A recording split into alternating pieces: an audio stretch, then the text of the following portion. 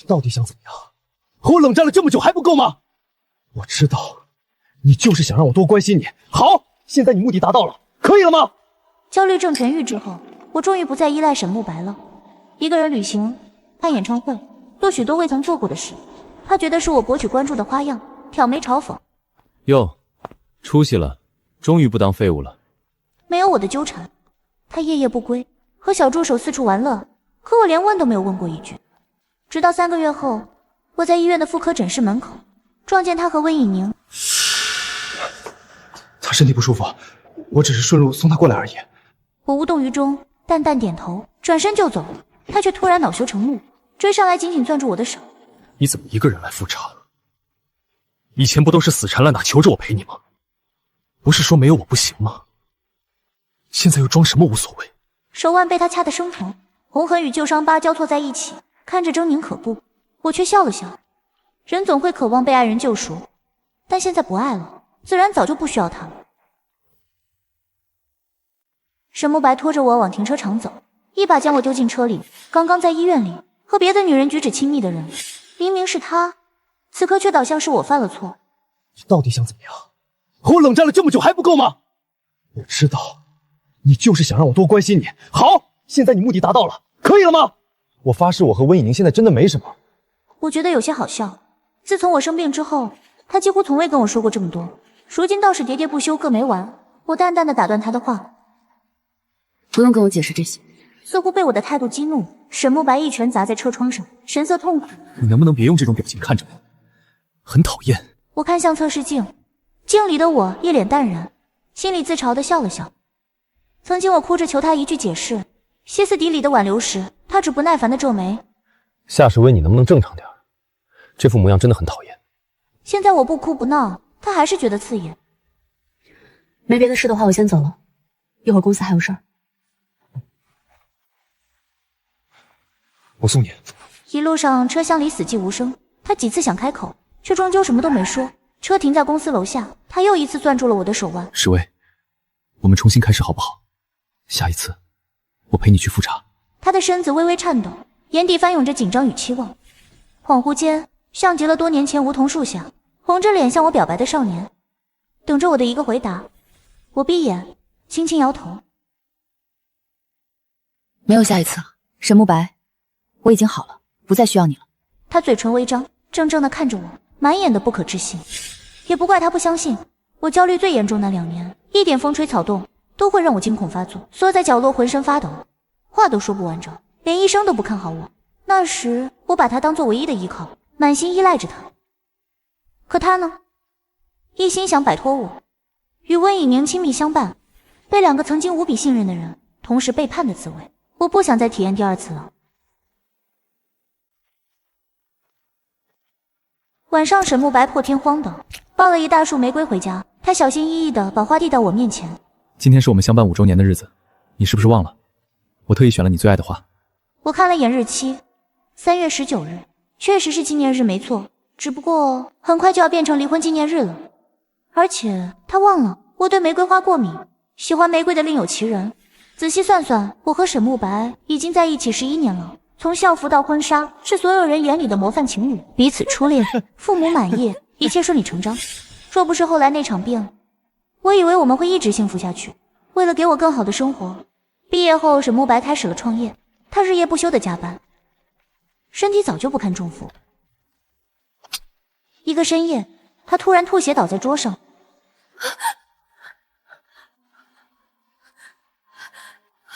那时疫情正紧，救护车根本打不通，我没顾上穿外套，咬着牙背起他，一步一步往车上挪。夜的风刺骨冰冷，他的血一滴滴落在我肩上，烫得我心口发颤。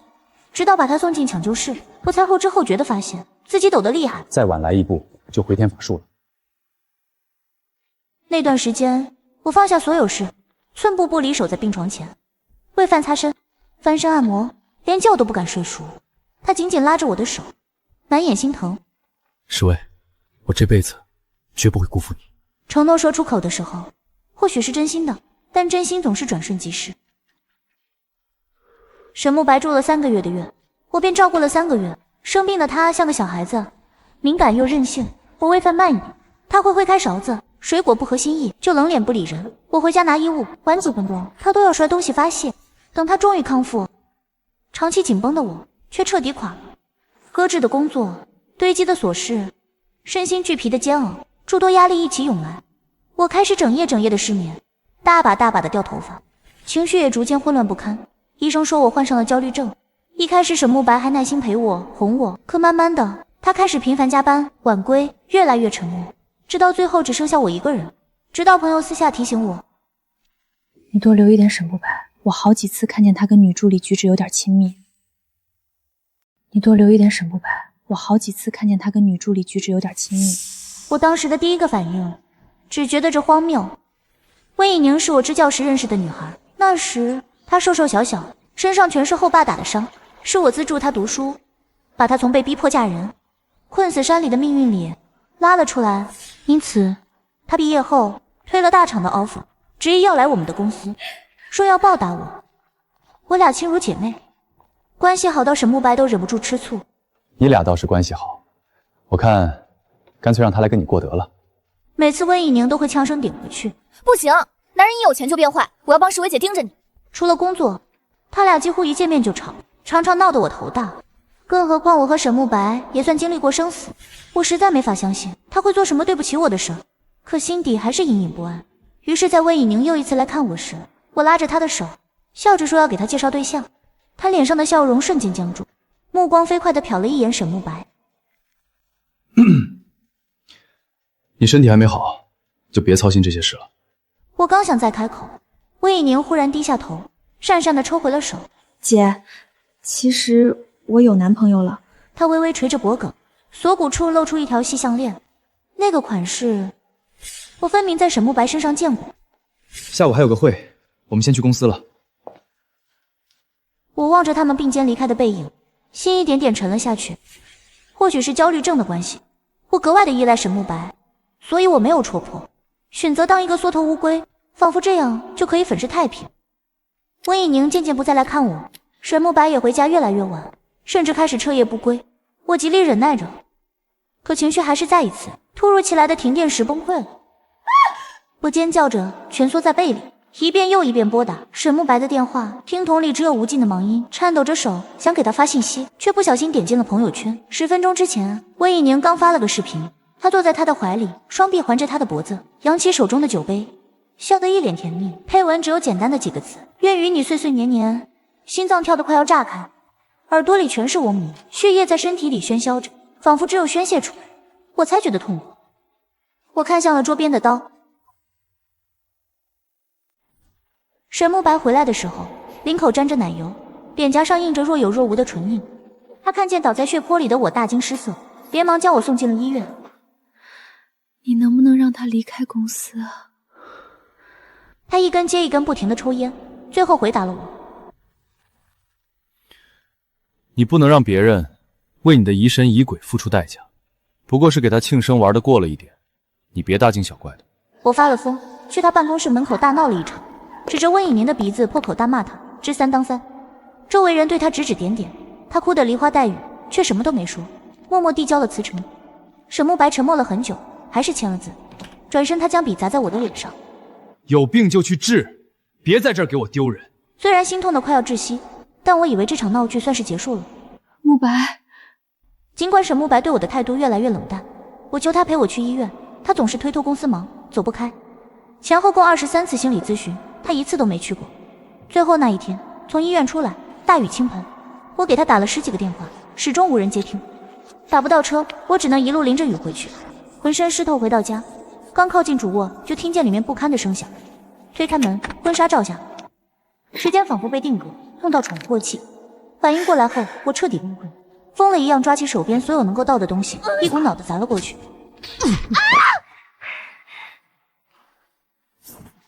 他却将温以宁护在身后，冷漠地攥住我的手。你看看你现在的样子，和精神病院里的疯子有什么区别？你一辈子就这样，不能搭上我一辈子吧？后来药物模糊了很多记忆，唯独这句话我怎么也忘不掉。那天我给了他俩一人一巴掌，沈慕白没有躲，之后我彻底失控，疯了一样把他们的事闹得人尽皆知。我一边折磨他，让他在人前抬不起头，一边又作践自己，用伤害自己的方式逼他和温以宁彻底断绝。他看着我手上逐渐增多的伤痕，一言不发，只是真的不再和温以宁见面，每天按时回家。直到那天，温以宁哭着跑过来，跪在我面前，泪眼婆娑。姐，是我对不起你，我错了。你为什么要让人去我村里说那些闲话？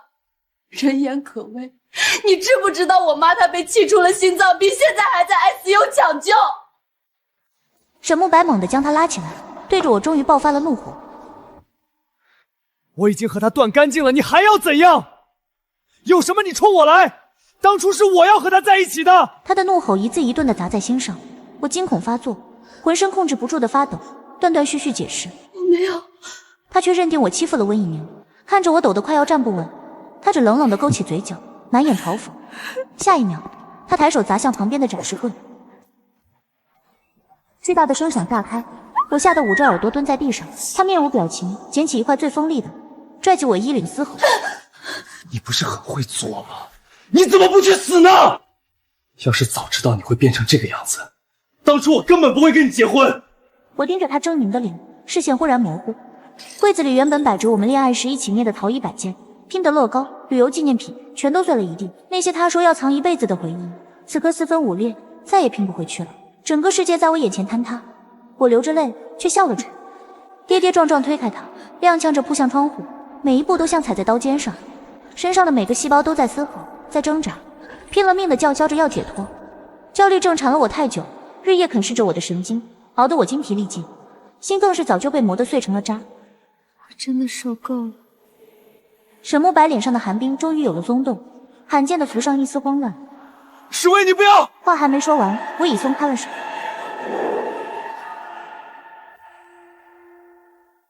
再醒过来是在医院里，我没死，肚子里的孩子替我抵了命。我和沈慕白盼这个小生命盼了很久，一直没能如愿。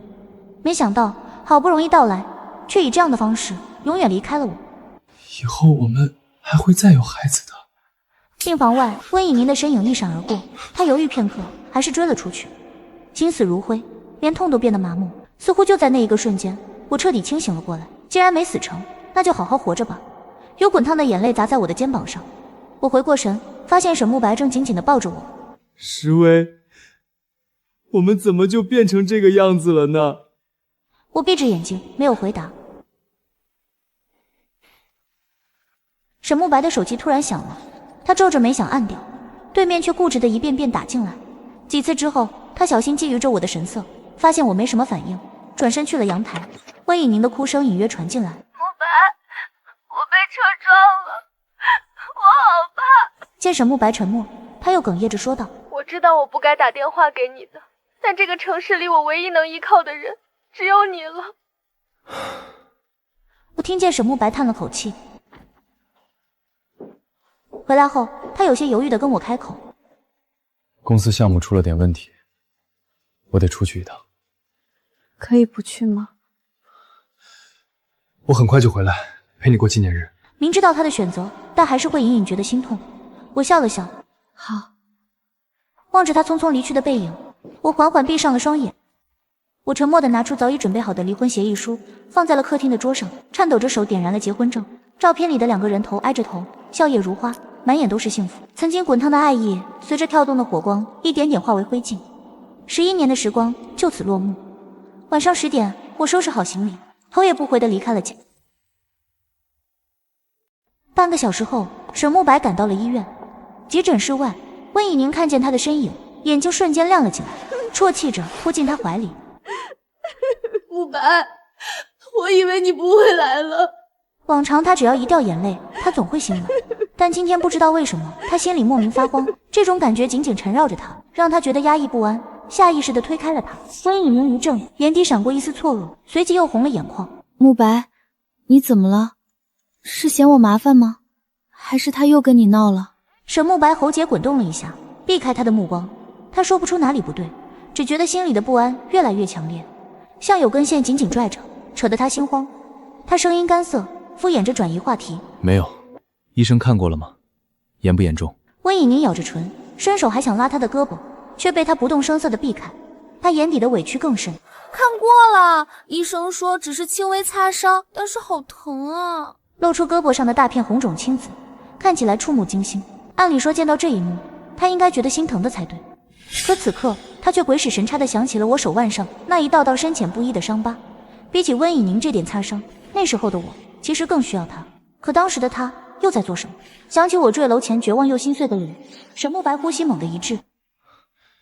没事的话，你好好休息，我等下让朋友过来陪你。石薇情绪不稳，离不开人，我得回去陪她。温以宁满脸不可置信，脱口而出：“你就这么把我一个人扔在医院，回去陪那个疯子？”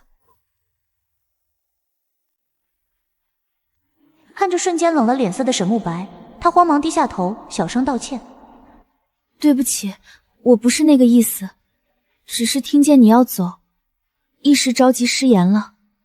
我就是担心你回去之后，他情绪还不稳定，又闹起来，惹你心烦。我知道石薇姐是很好的人，现在这样也是因为焦虑症的缘故。当初要不是她帮我，我也不可能有今天。可慕白，感情的事情，我控制不住自己。背叛我的这件事，无论什么时候提及，都像一根刺扎在沈慕白心头。他不敢面对内心的愧疚，只能选择逃避。也是这一刻，他第一次对温以宁生出了厌恶的情绪。别说了，过去的事情不要再提了。你需要钱我可以给你，以后我们就断了吧。丢下这句话，他不顾温以宁在身后不甘心的呼喊，转身就往外走。一路上，沈慕白将车开得飞快。想到出门前我平静的眼神，他心底的不安翻涌得更厉害。等红灯的间隙，他想给我打个电话，手指悬在屏幕上，却又顿住。这个时间，我应该已经睡了吧？我神经衰弱，一旦被吵醒就很难再入睡。这件从前他从不在意的小事，此刻却突然清晰了起来。犹豫再三，他还是只发了一句：“我马上回家。”下一秒，弹出来的红色感叹号刺痛了他的双眼。在一起11年，这种情况从来没有发生过。之前无论我和他怎么吵架，都没有拉黑过他。心里的不安叠加到顶点，快要爆发。他不停地安慰自己：“不会的，石薇那么依赖我，她不会离开我的。”脚下油门直接踩到底，车子疯了似的往家赶。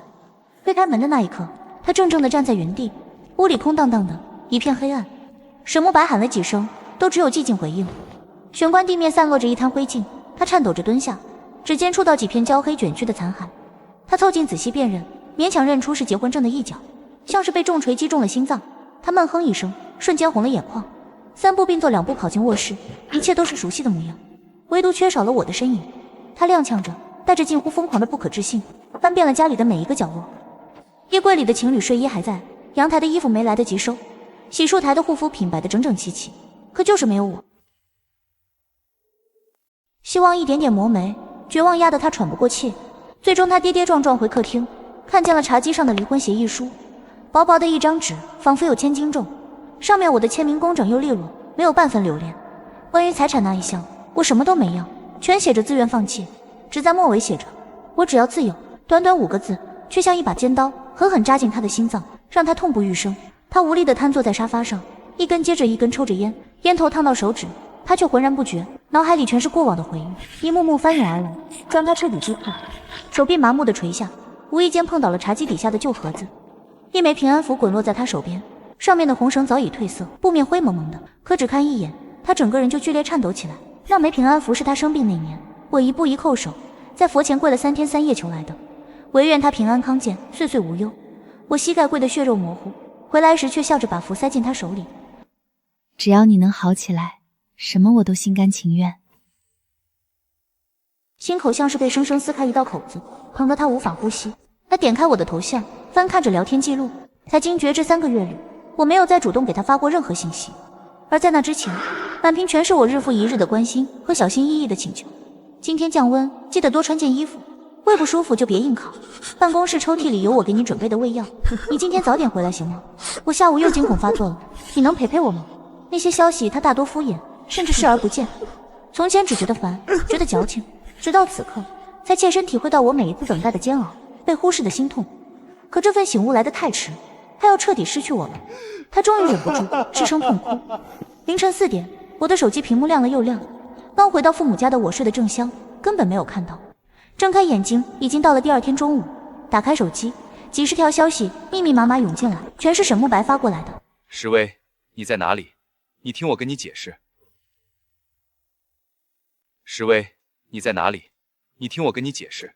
他回家的路上出车祸了，你知道的，他在这里无亲无故，也挺不容易的。我真的只是出于朋友的情分过去一趟，没有别的想法。你相信我，好不好？你接电话，我不同意离婚。我们10多年的感情，你怎么能这么随意的就丢下了？我知道错了，求你给我一次机会弥补你，我们重新开始好不好？最后一条消息是10分钟前发过来的，我没有都看完，滑动屏幕直接都删除了。石薇，你醒了吗？我妈在门外敲了敲门。昨天晚上回来的晚，我还什么都没来得及和父母说，他们难免有些担忧。正准备起身开门，朋友的电话抢先一步打了过来。石薇，你和慕白是怎么了？他刚在朋友圈发长文认错，一副深情悔果的样子，许多共同朋友都来问我了。他飞快发了张截图给我，沈慕白发了一大段小作文，字里行间全是自责与不舍。最后他深情款款地写着：老婆，直到你离开我才发现，其实你早就融入了我的生命中，我不能没有你，我会一直等你回来。我忍不住嗤笑出声，迟来的深情比草贱。这番话在我眼里只剩下虚伪。听我讲完事情经过后，朋友义愤填膺：这个狗东西还有脸说这种话？当初你那么难的时候他在哪儿？现在倒好，泛起痴情种来了，真让人恶心。本来就是他出轨在先，之前想着你们都那么多年的感情，他可能只是一时糊涂，还想着劝劝你来着。现在看来，他根本不配。你放心，石薇，我一定要让共同好友们都认清他这副虚伪嘴脸。算了，没必要，都过去的事情了，不值得再影响我的情绪。电话那头还在愤愤不平，我却已经把沈慕白的联系方式一一拉黑。门外妈妈端着水果走进来，刚才她听见了我和朋友的对话，她没有多说，只说了一句：想离婚就离吧，爸爸妈妈都支持你。鼻子微微发酸，我努力眨了一下眼睛，忍住了眼泪。无论何时，父母永远是我温暖的港湾。他去朋友公司楼下请朋友帮忙说情，被保安直接架走，拿着大包小裹的礼物上门道歉，全被我妈丢出门外。从门缝塞进来的道歉信，我看都不看，直接撕碎扔进垃圾桶。他不死心，干脆拿个大喇叭在楼下一遍遍喊我的名字，闹得整栋楼都探头围观。我干脆利落地报了警，警察很快赶到现场，一番劝说警告后，把扰民的沈慕白带走了。本以为事情告一段落，我和好友约了去海边散心，愉快玩耍1周后，我拖着装满纪念品的行李箱回家。刚走到小区门口，一个高大的身影猛地冲过来，吓了我一跳，是满脸憔悴的沈慕白。看清是他的瞬间，我下意识后退几步，把行李箱挡在身前。你离我远一点。被我的反应刺痛，他脸色一白，但仍固执地朝我走过来。石薇，我们谈一谈好不好？不想看他猩红的双眸，我偏过头避开他的目光。我和你没什么好说的，请你让开。他攥紧拳头，近乎失控的低吼：我们之间11年的感情，你说断就断，我不同意！当着我的面，他掏出离婚协议书，几下撕碎，纸片漫天飞散，双手握着我的肩膀，他情绪激动到发抖。你不是最需要我吗？现在为什么又要离开我？婚姻是儿戏吗？面对他的质问，我无语到极点，只觉得荒谬又疲惫。我几次想扯开男人的手，但他的力气大得吓人，我根本挣脱不过。站的位置影响了小区车辆通行，后面已经有人不耐烦地按了好几下喇叭，周围开始投来异样的目光，朝着我和他指指点点。不想把事情闹大的我，只能暂时妥协。20分钟后，小区附近的咖啡店里，沈慕白讨好地将一杯温热的牛奶推到我面前。石薇，我知道你不能喝咖啡的。我有些好笑地看了他一眼。其实在患上焦虑症之前，我是个重度咖啡爱好者，只是后面因为药物的关系再也不能碰了。可沈慕白总是记不住，每次买了咖啡硬塞给我，转头还要怪我浪费，哪怕我跟他说了无数次，甚至为此吵过架。如今他倒是终于记住了，没等我开口，他又继续说着：对不起，我知道无论怎么说都很难弥补对你的伤害，但我还是想求你，别就这么放弃我。我答应你，以后会和温以宁彻底断干净，我已经跟他讲清楚了，你给我一次机会好不好？我真的知道错了，之前一直答应补给你的仪式，其实我一直记得的。他从口袋里拿出一个丝绒盒子，缓缓单膝跪地，见我毫无反应，他抿了抿嘴唇，难掩眼底的失落，打开了盒子，一枚钻戒静静躺在里面，闪着微弱的光。诗薇，过去是我混蛋，如果你非要离婚的话，就再嫁给我一次好不好5年前和沈慕白领证的时候，并没跟我求婚，他随口答应我，以后一定会给我补个浪漫的仪式。后来日子匆匆，这件事便被他渐渐遗忘。如今他终于实现当初的承诺，但我已经不需要了。这枚戒指是我亲手做的，你喜欢吗？他的双眸里满是期待，想在我的脸上捕捉到一丝动容的神色，可我什么反应都没有，只是拿起那枚钻戒，在他愈发欣喜的目光里，手腕轻轻一扬，戒指在空中划出一道抛物线，精准落进了旁边的垃圾桶。他的笑容僵在脸上，下意识伸手想阻拦，我这才注意到他手背上满是未做戒指磨出的水泡与烫伤。对此我毫不在意。戒指我不喜欢，别再做这些没有意义的事了。还有别的事吗？没有的话，麻烦你以后不要再来打扰我的生活。我们已经结束了。这句话彻底刺痛了男人，他双眸渐渐猩红，猛地站起身。我不相信你真的不爱我了，夏世伟，你到底要闹到什么程度才肯罢休？你不是需要人陪吗？我发誓以后再也不忽略你，不再你一个人胡思乱想，还不行吗？我是错了，可你也不能连一次机会都不给我。他胸膛剧烈起伏着，不由分说地抓住我的手臂，想拉近我和他的距离。可四目相对之下，我的眼中只有疏离。所以其实你都知道，不是吗？你从来都清楚自己做了什么，只是仗着我对你的爱意，一次次伤害我，毫不在意。你笃定无论你怎么做，我都不会离开你，因为我那时最脆弱，最依赖你，所以才敢那么肆无忌惮。不是的，诗薇。他被我一眼戳破心事，脸色惨白，口齿发颤的还想解释，却被我直接打断。到此为止吧，沈慕白，我已经不需要你，也不爱你了，我们结束了。双膝一软，他几乎要跪倒在地，伸手抓住我的裙角。诗薇，我不能失去你。以前是我混蛋，是我没心没肺，我改，我全都改。我甩开他的手，眼神平静如水。晚了，沈慕白，伤害不是一句道歉就能抹平的，失望也不是一天才攒够的。如果你纠缠不休，我会报警。他失魂落魄地僵在原地，积蓄许久的眼泪夺眶而出，整个人颓然垮了下去。我不再看他绝望空洞的目光，转身离开。1个月的离婚冷静期过得飞快，沈慕白的父母找上门来，他整日酗酒，最终喝到胃出血，住进了医院。曾经趾高气昂，骂我是精神病，不下蛋的母鸡，让我别拖累他儿子的老人。如今头发白了大半，他低三下四地哀求我：诗薇，以前是妈不对，可你们夫妻一场，算妈求你了，去劝劝他吧。我本来想一口回绝，但他老泪纵横的一句：可怜天下父母心，你就当可怜可怜我，让我想起了那个没能来到世上的孩子。我去了医院，只1个月没见，沈慕白瘦得脱了形，脸色苍白的吓人，眼底全是红血丝，再也没有了往日的意气风发。见到我来，他浑浊的眼睛瞬间迸发出惊人的光彩。我就知道你不会不管我的，诗薇。自从你离开我，每天都在后悔。你再给我一次机会，好不好？当初我是因为你的焦虑状态觉得压抑，鬼迷心窍才和温以宁。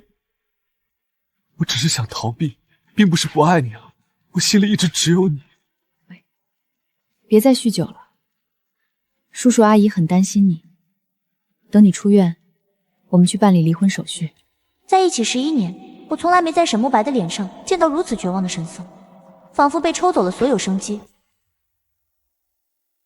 沈慕白挣扎着要下床，动作太急，他摔倒在地，还在不停地哀求我：薇薇，我错了，我真的错了。诗薇，求你别离开我，求你。他痛苦的模样像条狼狈的狗，我连弯腰扶一下的想法都没有，转身呼叫了护士，能过来劝一下。我已经仁至义尽了，并没有原谅的义务。离婚那天，沈慕白是被轮椅推到民政局的，他神色木讷，盯着那张薄薄的纸看了很久很久，一言不发的签完字。他攥着离婚证，背影落寞至极。听朋友说，出院后温以宁去他公司楼下大闹了一场。骗子！你明明说爱我的，现在又不想对我负责了。我一辈子都被你毁了！你要是敢负我，我做鬼也就偿偿你！争执之下，盛怒的沈慕白扇了他一巴掌。温以宁发了疯，转身冲上车，轰着油门直直的朝沈慕白撞了过去。他猝不及防，被撞飞了出去，倒在地上一动不动。温以宁以为他死了，吓得弃车逃跑，没走多远就被赶过来的警察按在原地。沈慕白被紧急送进医院，经过10个小时的手术，命是保住了，但永远失去了双腿。11年痴缠爱恨，最后一地狼藉。不过这些都和我没有关系了。我买了欧洲旅行的机票，庆贺自己的新生。飞机穿过云层的时候，我靠着舷窗，看见下面的城市渐渐缩小成一个模糊的灰点。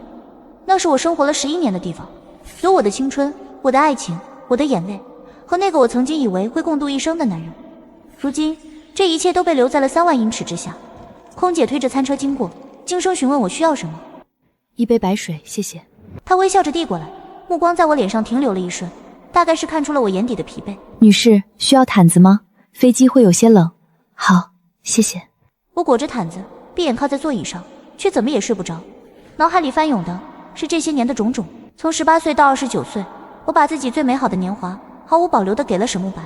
那时候的我们多好啊！大学校园里，他捧着玫瑰花，红着脸跟我表白。夏时薇，我喜欢你，做我女朋友好不好？他的声音都在发抖，眼睛却亮得像星星。周围围了一圈起哄的同学，我羞得脸颊发烫，却还是点了头。他高兴得像个孩子，一把将我抱起来转身，笑得合不拢腿。那时候，所有人都说我们是天造地设的一对，我们也以为会这样幸福一辈子。可谁又能想到，11年后我们会走到这一步？我叹了口气，睁开眼，看着窗外的云海，阳光洒在云层上，金灿灿的，美得不真实，就像曾经的爱情，美好却虚幻。飞机降落的时候是当地时间下午2点。我拖着行李箱走出机场，深吸一口气。异国的空气里带着陌生的气息，街道上人来人往，说着我听不懂的语言，可我却觉得前所未有的轻松。没有人认识我，没有人知道我的过去，我只是一个普通的游客，来这里寻找自己。预定的酒店在市中心，是一家小小的民宿，老板是个热情的意大利女人，叫索菲亚。她帮我提着行李上楼。你一个人来的？是的。太棒了，女人就该这样，独立、自由，不被男人束缚。你说的对。他给我安排了一间带阳台的房间，推开窗就能看见远处的教堂尖顶。有什么需要随时找我，楼下有餐厅，晚上会有很多人来喝酒，你可以下来一起。好的，谢谢。我放下行李，洗了把脸，换了身干净衣服，决定出去走走。罗马的街道弯弯绕绕，铺着古老的石板路，两旁是斑驳的建筑，墙上爬满了藤蔓，阳光从树叶缝隙里洒下来，在地上投下斑驳的光影。我漫无目的地走着，路过一家冰淇淋店，心血来潮买了一个，巧克力味的，很甜。以前沈慕白总说我吃太多甜食会胖，让我少吃点。那时候我还会跟他撒娇，说我就吃一口，剩下的给他。他总是无奈地笑笑，把冰淇淋接过去。如今我终于可以肆无忌惮地吃一整份了，没有人管我，没有人说我。我靠在路边的石柱上，慢慢吃着冰淇淋，看着来来往往的行人。一对情侣手牵手从我面前经过，女孩笑得很甜，男孩低头在她额头上亲了一下。我怔怔地看着，心里有些酸涩，不是嫉妒，只是感慨。曾经我和沈慕白也这样甜蜜过，可那些甜蜜终究被时间、被背叛、被伤害磨得干干净净。我收回视线，把最后一口冰淇淋吃完，继续往前走。路过一家小书店，我推门进去，店里弥漫着纸张和墨水的气味，暖黄色的灯光让人觉得很安心。我在书架间慢慢转着，随手抽出一本旅行画册翻看。你也喜欢这个地方？正看得入神，耳边忽然传来一个男声。我抬头看见一个亚洲面孔的男人正微笑着看我，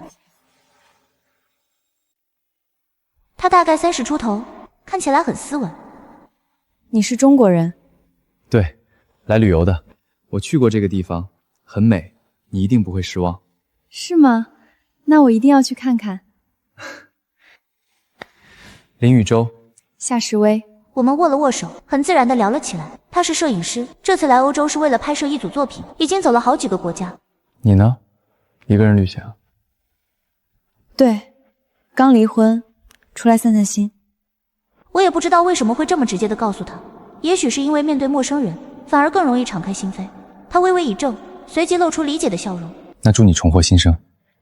谢谢。我们交换了联系方式，约好明天一起去参观罗马斗兽场。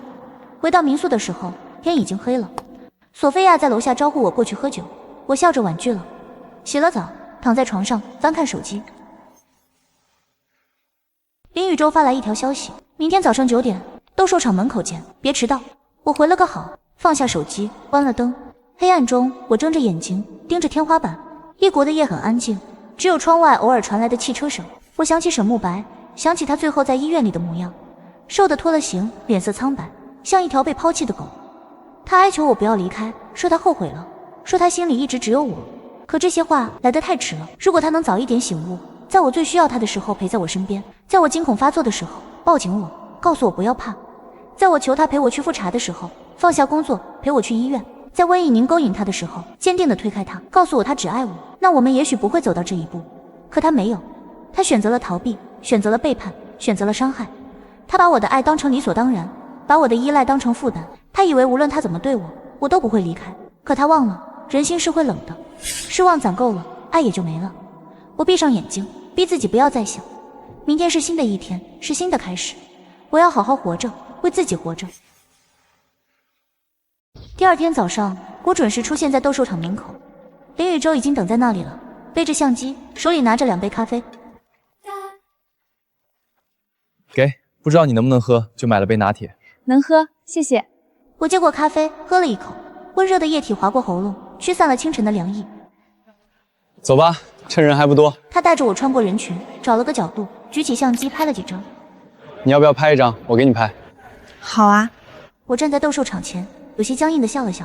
他按下快门，看了看照片，皱了皱眉。太假了，笑得一点都不自然。你放松点，就当我不存在。我深吸一口气，试着放松下来。可镜头对准我的时候，我还是会觉得不自在。他放下相机，走过来，看着我。你是不是很久没拍过照了？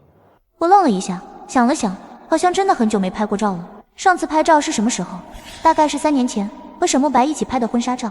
那时候我笑得多甜啊，满心满眼都是幸福。可那些照片早就被我撕碎了。很久了。他没再多问，只是说，那我今天多给你拍几张，拍到你习惯为止。你这是职业病吗？算是吧，看见好看的风景和好看的人，就忍不住想拍下来。他说这话的时候很自然，倒像是在陈述事实，我却莫名有些不好意思，别过脸去，假装看风景。他在身后按下了快门。这张不错。你偷拍我？抓拍才自然。他把相机递给我看，屏幕上我侧着脸，阳光落在肩上，嘴角带着一丝若有若无的笑。确实很好看，发给我。好。我们在斗兽场逛了一上午，他给我讲了很多关于这里的历史，什么决斗士，什么野兽，什么皇帝的荒唐事，我听得津津有味。你怎么知道这么多？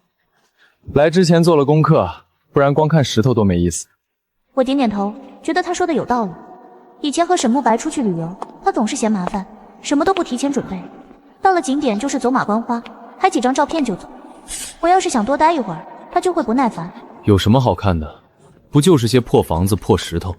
那时候我虽然不高兴，但也没说什么。现在想想，我们之间的裂痕从那时候就开始了，只是我太迟钝，或者说太自欺欺人，一直没发现。中午，我们在附近找了家餐厅吃饭，林宇洲点了意大利面和披萨，还要了一瓶红酒，庆祝我们认识一整天。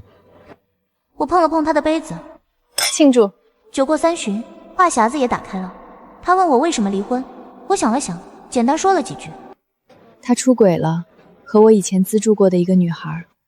混蛋。是挺混蛋的。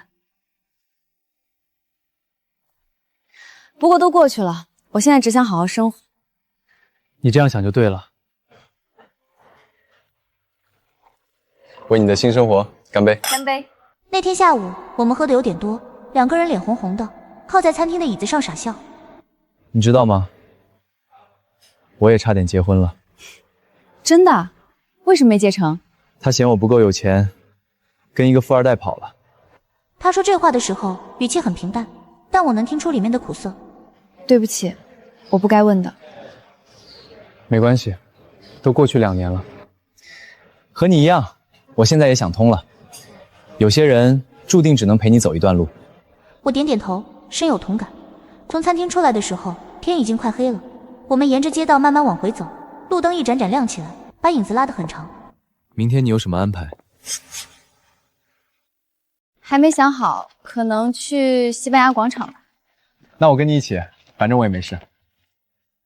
你不拍照了吗？拍啊，给你拍。我看着他，忽然觉得这个人很温暖，不是那种炙热的让人窒息的热，而是像春天的阳光，暖洋洋的，很舒服。好，明天见。好，那明天见。回到民宿，索菲亚又招呼我喝酒，这次我没拒绝，坐到吧台前要了一杯鸡尾酒。今天玩得开心吗？很开心。那个男人是谁？你男朋友？不是，刚认识的朋友。罗马是个浪漫的城市，说不定会有艳遇哦。我摇摇头，笑了。我只是来散心的，没想那么多。顺其自然嘛，该来的总会来的。我没再说什么，慢慢喝着酒，看着窗外的夜景。罗马的夜很美，古老的城市在灯光下显得格外迷人。远处传来隐约的音乐声，有人在弹吉他，有人在唱歌。我忽然想起一首歌，是大学时候沈慕白常唱给我听的。你就是我的小星星，挂在那天上放光明。那时候他弹着吉他，我坐在他身边，靠着他的肩膀，觉得全世界都安静了。可现在那首歌的旋律，我竟然怎么也想不起来了。原来记忆真的会模糊，那些曾经以为刻骨铭心的东西，终究会被时间冲刷得面目全非。我喝完最后一口酒，跟索菲亚道了晚安，上楼睡觉。躺在床上，我打开手机，看见林宇洲发来的照片，都是今天拍的，有我站在斗兽场前的，有我在街上走路的，有我在餐厅吃东西的，每一张都拍得很好看，很自然。最后一张是我在夕阳下回头的瞬间，光线正好落在我的眼睛里，亮晶晶的，像有星星在闪烁。他配了一行字：你笑起来真好看，应该多笑笑。我盯着那行字看了很久，眼眶有些发热。多久没有人这样夸过我了？沈慕白已经很久很久没有认真看过我了，在他眼里，我大概只是一个疯子，一个累赘，一个让他丢脸的存在。可现在有个陌生人告诉我，我笑起来很好看。我擦了擦眼角，回了一条消息：谢谢，晚安，晚安，好梦。我放下手机，关了灯，闭上眼睛。这一夜我睡得很安稳。接下来的几天，我和林宇洲一起逛了很多地方，西班牙广场、许愿池、万神殿、圣彼得大教堂。每到一个地方，他都会给我拍照，然后选最好看的发给我。我的手机相册里渐渐多了很多我的照片，有笑的，有发呆的，有看风景的，有吃东西的，每一张都很生动，像是记录了我重新活过来的过程。你看，你现在笑得自然多了。他翻着照片给我看，我看了看，确实，第一天的照片里，我的笑还有些勉强，可到了后面，笑容越来越真，眼睛也越来越亮。都是你拍的好。不，是你本来就好看。他说这话的时候很认真，不是在恭维，而是陈述事实。我低下头，有些不好意思。对了，明天我要去佛罗伦萨，你要不要一起？佛罗伦萨？对，文艺复兴的摇篮，很美的城市。我想了想，反正也没什么事，就答应了。好，一起。第二天一早，我们坐火车去了佛罗伦萨，2个多小时的车程。一路上他给我看他以前拍的照片，有风景，有人物，有静物，每一张都很有质感。你拍的真好。谢谢，这是我的梦想。做一名摄影师？对，环游世界，拍我想拍的东西。以前为了结婚，我差点放弃这个梦想，找了个稳定的工作，准备买房买车，过普通人的生活。可他走后，我忽然想通了，人生苦短，为什么要为了别人委屈自己？所以你重新拿起了相机。对，这1年多，我去了很多地方，拍了很多照片。虽然赚的钱不多，但很快乐。我看着他，忽然有些羡慕，他有勇气追求自己的梦想，而我呢？我的人生好像一直围着别人转，以前围着沈慕白转，现在离了婚，忽然不知道自己要做什么。我自言自语，我是不是也该找个梦想？当然，人生总要有点追求。你喜欢什么？喜欢什么？我愣了一下，仔细想了想。上大学的时候喜欢画画，可后来工作忙就放下了。还喜欢旅行，可沈慕白不喜欢出门，我也就很少出去了。还喜欢看书，好像都是很久以前的事了。我也不知道。没关系，慢慢找，总会找到的。你现在最重要的事是好好爱自己。好好爱自己，这句话我在网上看过无数次，可从来没有认真想过。什么是爱自己？给自己买好看的衣服，吃好吃的东西，去想去的地方，也许都有，也许都不止。爱自己，大概就是不再为了别人委屈自己，不再为了讨好谁而改变自己，不再把自己的快乐建立在别人的认可上。想明白这一点，我忽然觉得豁然开朗。到了佛罗伦萨，我们住进了一家民宿，老板是个年轻的男人，叫马可，很热情。他给我们推荐了很多好玩的地方，还说他晚上会带客人去山上看夜景。你们要不要一起去？林宇洲看着我，我点点头。晚上8点，马可开车带着我们和其他几个游客一起去了山上的观景台。站在高处，整个佛罗伦萨尽收眼底，好美。古老的建筑在灯光下熠熠生辉，像一幅巨大的油画。是啊，太美了。林宇洲举起相机拍了几张，然后转头看着我。我给你拍一张吧，以这座城市为背景。我点点头，站在栏杆前，迎着晚风，微微笑着。他按下快门，看了看照片，满意的点点头。这张会成为我最喜欢的作品之一。为什么？因为照片里的人眼里有光。我怔了一下，走过去看屏幕。照片里我站在夜色中，身后是万家灯火，我的眼睛亮亮的。确实，和第一天那个眼神空洞的我判若两人。谢谢你。谢我什么？谢谢你让我知道，我还是可以笑的。他沉默了一会儿，轻声说：“你本来就该笑，而且该笑得更多。”那一刻，我忽然觉得心里有什么东西松动了，像是一层冰慢慢融化。回到民宿，我躺在床上，翻来覆去睡不着，脑子里乱七八糟的，想了很多，想起沈慕白，想起温以宁，想起那个没能来到世上的孩子，也想起林宇洲，想起他的笑容，他的相机，他说的那些话。我拿起手机，看见朋友圈里有人转发了一条新闻，富商沈慕白车祸重伤，双腿截肢，疑似与小三纠纷有关。配图是一张模糊的医院照片，能看见担架上躺着一个人，身上盖着白布，有血迹渗出来。我盯着那张照片看了很久，心里说不上是什么感觉，没有心疼，没有快意，只是一种很深的疲惫。曾经爱得死去活来的人，如今落得这样的下场，说不感慨是假的，但也仅此而已。我划掉那条新闻，关掉手机，闭上眼睛，他的世界已经和我无关了。在佛罗伦萨待了3天，我们去了乌菲兹美术馆、圣母百花大教堂、米开朗基罗广场，每一处都让人流连忘返。林宇洲拍了很多照片，我也试着用手机拍了一些，虽然比不上他拍的，但看着自己记录下的风景，心里有一种很奇妙的满足感。你拍的不错啊，有天赋。真的吗？真的，构图很有感觉。那我以后也学学摄影。可以啊，我可以教你。就这样，我成了他的学生，他教我光圈、快门、构图、光影。我听得一知半解，但觉得很新鲜，很有意思。你看，这张照片的光线不对，太暗了。你应该再往左边站一点，让光从侧面打过来。我按照他说的调整了位置，重新拍了一张。这次好多了。我忍不住笑了。那天下午，我们坐在阿诺河边，看着夕阳慢慢落下，河水被染成金色，远处的桥上有情侣在接吻。你说他们能在一起多久？谁知道呢？也许一辈子，也许明天就分手。那你相信爱情吗？相信，但不迷信。什么意思？我相信爱情存在，但不相信爱情能解决一切问题。2个人在一起，光有爱是不够的，还需要经营，需要包容，需要责任。如果只有爱，那太脆弱了，一点风吹草动就会散。你说的对。你呢？你还相信爱情吗？不知道，也许信，也许不信。但我现在不想想这些，我只想好好过自己的日子。那就够了。他站起来，拍了拍身上的灰。走吧，天快黑了，该回去了。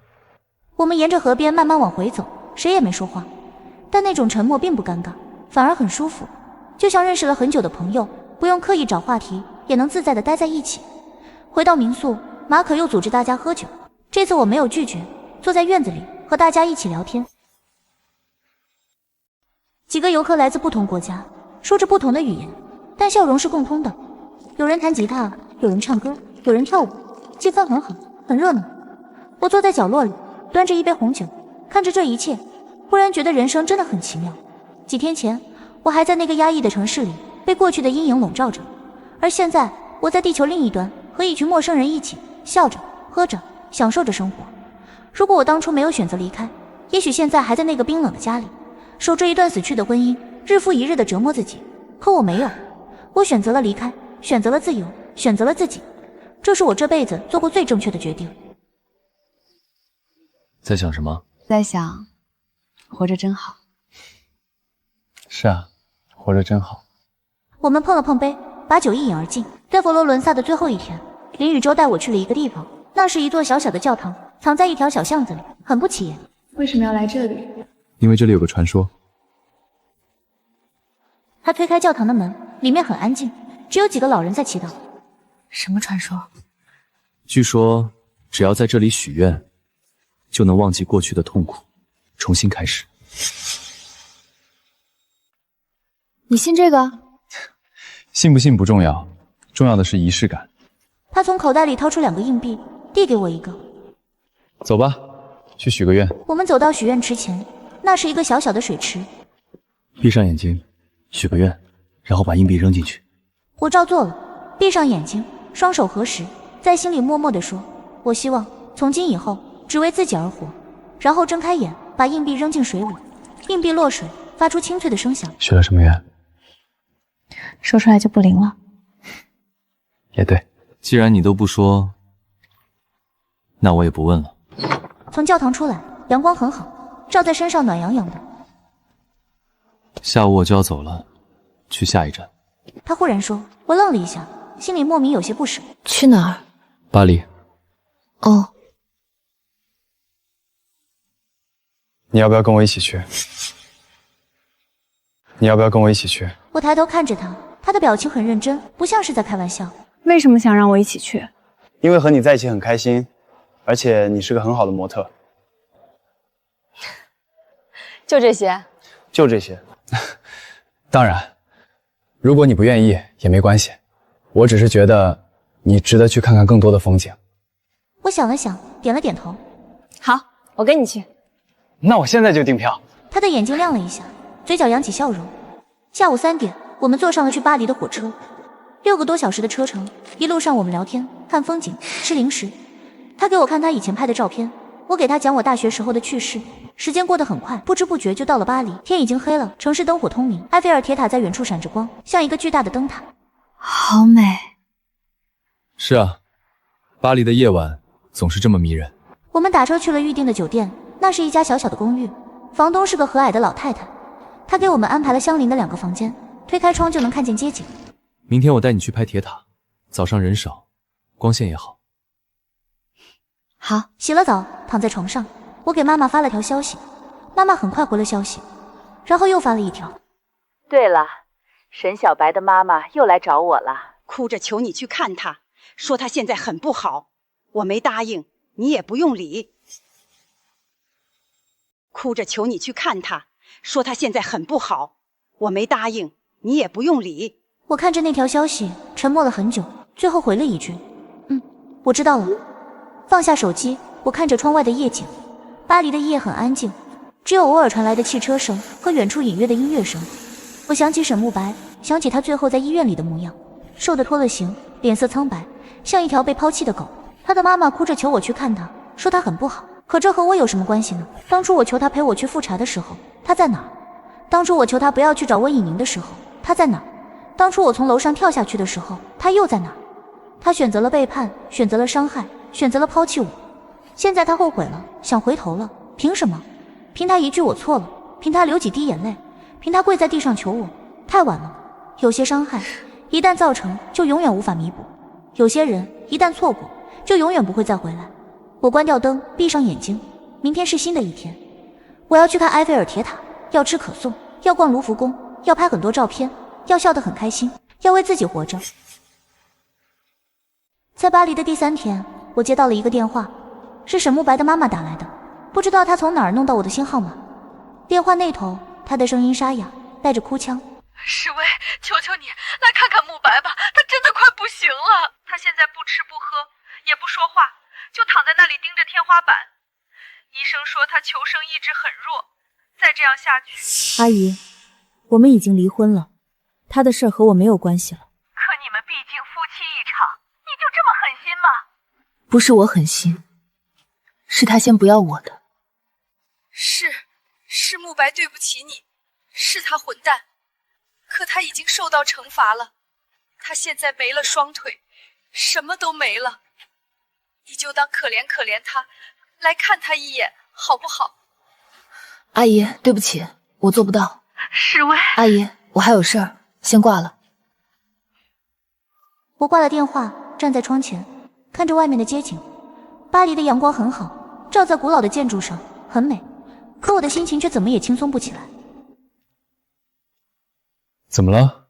谁的电话？钱婆婆让我去看前夫。你想去吗？不想。那就不去。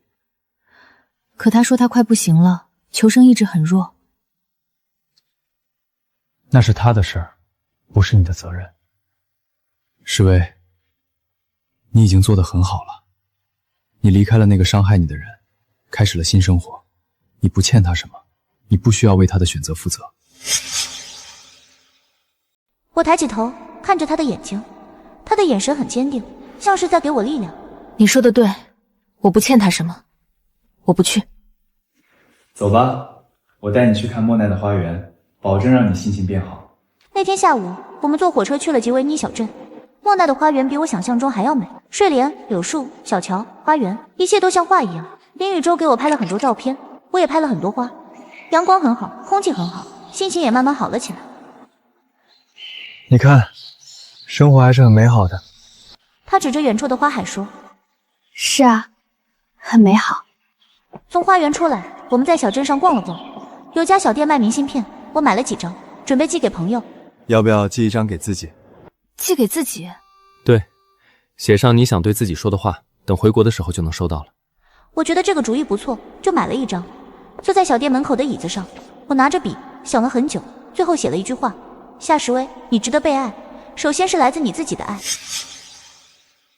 写完后，我填上地址，投进了邮筒。写了什么？秘密。他笑了笑，没再追问。回到巴黎，天已经黑了，我们找了一家餐厅吃饭。他点了牛排和红酒。他忽然说：明天我要去荷兰了。这么快？行程早就定好的，已经耽误好几天了。我低下头，心里有些不舍，但没有说出来。那祝你一路顺风。谢谢。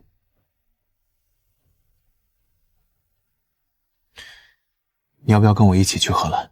我抬起头看着他，他的表情很认真，眼睛里有期待。你之前不是说想去看郁金荒吗？现在正是花季，很美。不了，我想在巴黎多待几天。那好吧，以后有机会在一起。吃完饭，我们沿着塞纳河散步，河面上有游船经过，船上有人在唱歌，歌声飘得很远。诗薇，我有些话想跟你说。你说。这几天和你在一起，我很开心。你是个很好的女孩，温柔、善良、坚强。虽然你经历过不好的事，但你没有被那些事打倒，你选择了站起来，重新开始。这让我很佩服。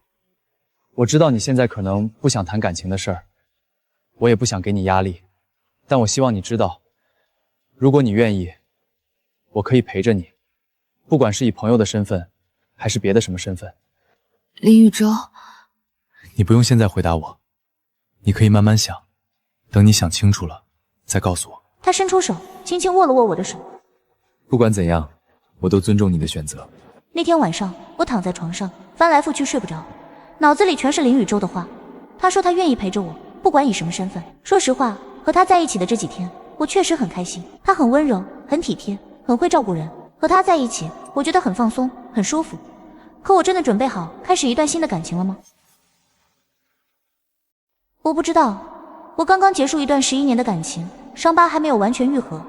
我不想把别人当成疗伤的工具，也不想因为寂寞而随便开始一段关系，那对我不公平，对林宇洲也不公平。想了很久，我决定暂时不想这些，顺其自然吧，该来的总会来的。到了给我发消息。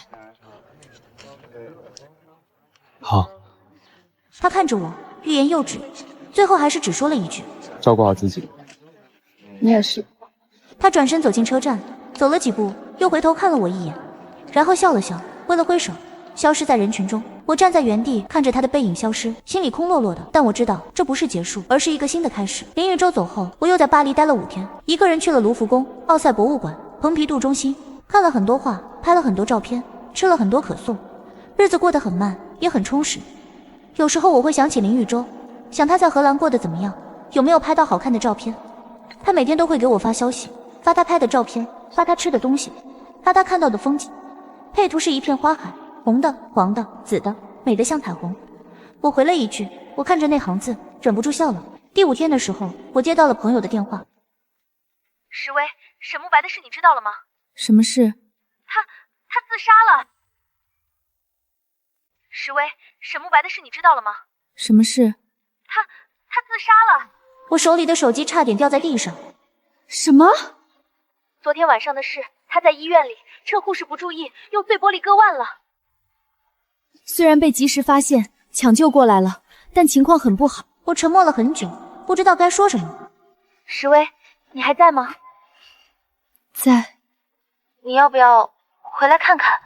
我不是为他说话，只是觉得，毕竟你们曾经……我知道了，我考虑一下。挂了电话，我坐在窗前，看着外面的街景。巴黎的夜很美，埃菲尔铁塔在远处闪着光，可我的脑子里全是沈慕白的模样，那个在梧桐树下红着脸跟我表白的少年，那个在医院里拉着我的手说这辈子绝不辜负你的男人，那个在婚礼上流着泪说我会爱你一辈子的丈夫。如今他竟然走到了这一步，我不知道该心疼还是该嘲笑，也许都有，也许都没有。我只是觉得很累，很疲惫，那些爱恨情仇像一团乱麻，缠了我太久。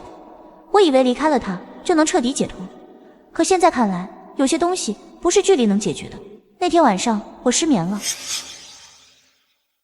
躺在床上睁着眼睛看着天花板，脑子里反复回想着我们在一起的这些年，从相识、相恋、结婚到争吵、背叛、分离，像一部电影，一帧一帧在脑海里播放。我想起他第一次牵我的手，手心全是汗，紧张的说不出话。我想起他第一次说爱我，声音都在抖，眼睛却亮得像星星。我想起他第一次跟我求婚，跪在地上，手里捧着戒指，紧张的差点摔倒。那时候的我觉得自己是世界上最幸福的人，可后来呢？后来他变了，或者说我变了。我生病了，变得敏感、多疑、脆弱。我需要他，像溺水的人需要浮木。可他嫌我烦，嫌我丢人，嫌我拖累他。他选择了逃避，选择了背叛，选择了另一个女人。他忘了我之所以变成这样，是因为照顾他。他忘了在我最需要他的时候，他在陪别的女人。他忘了那些他许下的承诺，那些他说过的话。也许他从来没忘，只是不在乎了。因为他觉得无论他怎么做，我都不会离开。可他还是错了，我离开了，而且不会再回头。第2天早上，我给朋友回了消息，我不回去了，他的事和我无关。我放下手机，深吸一口气，走出酒店。巴黎的阳光很好，照在身上暖洋洋的。我漫无目的地走着，走过塞纳河，走过巴黎圣母院，路过一家花店，我看见门口摆着一束向日葵，金灿灿的，很漂亮。我走进去，买了2支，送给自己的。是的，很好，女人要学会爱自己。他给我包好花，还多送了1支。我拿着花走在街上，心情莫名好了很多。回到酒店，我把花插在瓶子里，放在窗台上，阳光照在花瓣上，金灿灿的，很好看。我拍了张照片发给了妈妈，妈，我给自己买了花。妈妈很快回了消息，好看，你也要像花一样开开心心的。我会的。在巴黎的最后1天，我去了蒙马特高地，那是一个很特别的地方，有很多画家在路边画画，有很多情侣在接吻，有很多游客在拍照。我找了个台阶坐下，看着来来往往的人，一个老画家走过来，问我能不能给我画张像。多少钱？不要钱，你很好看，我想画你。我笑了笑，点点头。他坐在我面前，拿着画笔开始画，画了很久，大概有1个小时。期间我们没怎么说话，他只是偶尔抬头看我一眼，然后继续画。画完后，他把画递给我，你看看，喜不喜欢？我接过来，看着画里的自己，画得很好看，甚至比我自己还好看。谢谢，我很喜欢。不客气，你是个很特别的女孩，为什么这么说？因为你的眼睛里有故事，有悲伤，也有希望。祝你幸福，也祝您幸福。我拿着画继续往上走，走到了圣心大教堂前，站在台阶上可以看见整个巴黎，远处的埃菲尔铁塔，近处的屋顶，一切都尽收眼底。风吹过来，带着凉意，吹起了我的头发。我深吸一口气，觉得心里很平静。过去的已经过去了，未来的还没来，我能把握的只有现在，而现在我很好，我真的很好。回国的飞机上，我靠着舷窗，看着窗外的云海，和来时一样，阳光洒在云层上，金灿灿的，很美。可我的心境却完全不同了。来的时候，我是带着伤痛和迷茫来的；走的时候，我是带着希望和勇气走的。这趟欧洲之行让我明白了很多事。我明白了，有些人注定只能陪你走一段路。我明白了，爱情不是生活的全部，更不是救命稻草。我明白了，一个人也可以活得很好，甚至可以活得更好。我明白了，真正的自由不是离开谁，而是不再依赖谁。我明白了，爱自己才是终身浪漫的开始。飞机降落的时候，我打开手机，收到了很多消息。有妈妈发来的，到了吗？我去接你。有朋友发来的，欢迎回来，给你接风。有林宇洲发来的，到了给我报个平安。我一条条回复，然后拖着行李箱走出机场。妈妈在出口等我，看见我就笑了。瘦了，是不是没好好吃饭？吃了很多。回家我给你做好吃的。好。坐在车上，我看着窗外的城市，觉得既熟悉又陌生。离开了不到1个月，却好像过了很久。街道还是那些街道，建筑还是那些建筑，可我的心已经不是那颗心了。回到家，妈妈给我做了一大桌子菜。谢谢妈。爸爸坐在对面，看着我，欲言又止。爸，你想说什么？没什么，就是你瘦了。你们都说我瘦了，可我真的吃了很多。那就在家多吃点，补回来。好。吃完饭，我回到自己的房间，这是出嫁前住的房间，妈妈一直留着，定期打扫，干干净净的。墙上还贴着我上学时候的海报，书架上还摆着我小时候看的书，一切都和以前一样。可我已经不一样了。我坐在床上，拿出手机，翻看欧洲拍的照片，一张张看过去，从罗马到佛罗伦萨到巴黎，每一张都记录着我不同时刻的心情。最开始的笑有些勉强，后来的笑越来越真；最开始的眼神有些空洞，后来的眼神越来越亮。最后一张是在蒙马特高地上，老画家给我画的画像，画里的我侧着脸，阳光落在肩上，嘴角带着笑，眼神很温柔。我看了很久，然后把这张画设成了手机壁纸，每天提醒自己要笑，要温柔，要好好活着。回国后的第3天，我接到了一个陌生的电话。你好，请问是夏时薇女士吗？是我，您是？我是沈慕白先生的主治医生，我姓张。我的心跳漏了一拍。沈先生的情况很不好，虽然上次的抢救成功了，但他的身体状况很差，加上求生意志很弱，我们担心。张医生，您找我是想让我去医院看他？是的，我知道你们已经离婚了，但沈先生现在的状态需要有个人给他一些支撑。他父母年纪大了，也劝不动他。如果您方便的话。张医生，我考虑一下。好的，麻烦您了。挂了电话，我坐在窗前，看着外面的天空。天很蓝，有几朵白云飘过。我想起沈慕白，想起他最后看我的眼神，绝望的、哀求的、痛苦的。我望着窗外，想了很久，然后拿起手机给张医生回了消息：抱歉，我不去了。发完这条消息，我关掉手机，起身推开窗户。3月的风带着花香涌进来，楼下传来孩子的笑声。我深吸一口气，忽然想起那枚扔进许愿池的硬币。许愿的时候我说，从今以后只为自己而活。那就这样吧，沈慕白的人生该由他自己负责了，而我的人生才刚刚开始。我拿起桌上的笔，翻开新的日记本，在第1页写下夏时薇，29岁，重生第1天。窗外的阳光正好落在纸页上，金灿灿的。我笑了笑，合上本子，给自己倒了杯水。明天约了朋友去看画展，后天要去报个摄影班。生活很满，未来很长，而这一次，我终于学会了把爱留给自己。